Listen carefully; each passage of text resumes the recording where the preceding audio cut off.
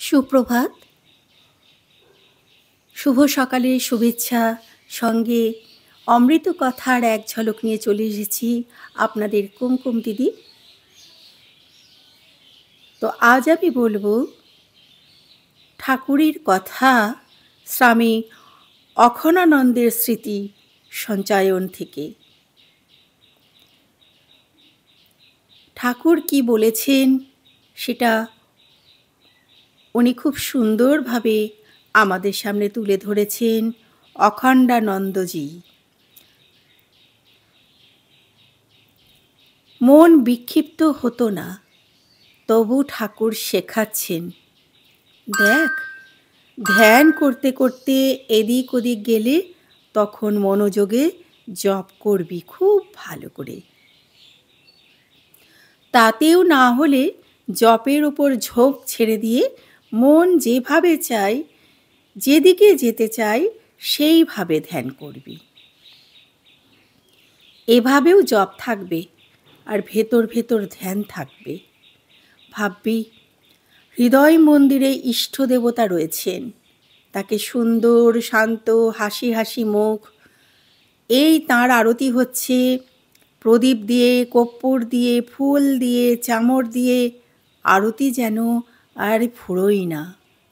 অনেক পরে আরতি হয়ে গেলে তো অমনি ফুলের মালা গাঁথতে বসে গেলি।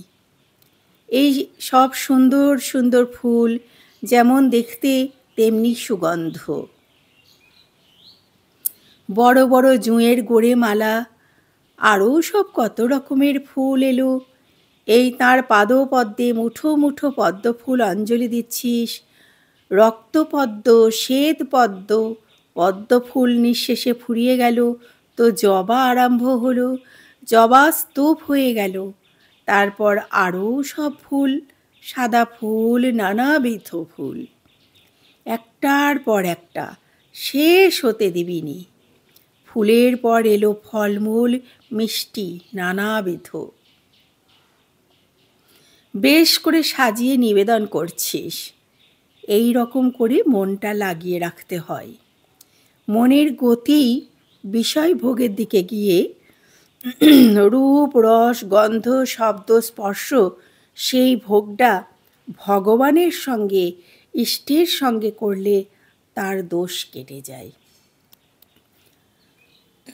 অর্থাৎ আমরা যখনই যে যেমনভাবেই যাকে স্মরণ করি জপ করি না কেন, মনটা কিন্তু স্থির রাখা খুব কঠিন, কারণ মন হচ্ছে সব থেকে চঞ্চল। তাকে বশে রাখা খুব কঠিন সাধ্য ব্যাপার।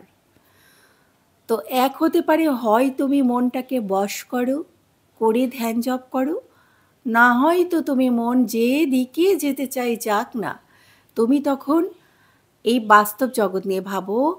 মানে আমরা তো সব সময় উঁচু কিছু ভাবতে থাকি, বিষয় সম্পদ এইসব, তো ওইগুলোকে নিয়েই তুমি ভাবো। সেটা ভাবো যে ঈশ্বরের চরণে পদার্পণ করছি, তো ঈশ্বরের চরণে অঞ্জলি দিচ্ছি। ভাবো নানাবিধ ফুল, মালা, ফল, মিষ্টি সমস্ত কিছু আসছে, এইগুলো ভাবতে ভাবতে জপ করো। তো এই দুটো সুন্দর পদ্ধতি ঠাকুর আমাদের বলেছেন। আমরা যদি দুটোর মধ্যে একটিকেও মেনে নিয়ে একটু হলেও এগোতে পারি, তাহলে আর ভাবনা কিসের। তো শুরু হলো বলবো না, এবার সমাপ্তি হলো আমার অমৃত কথা।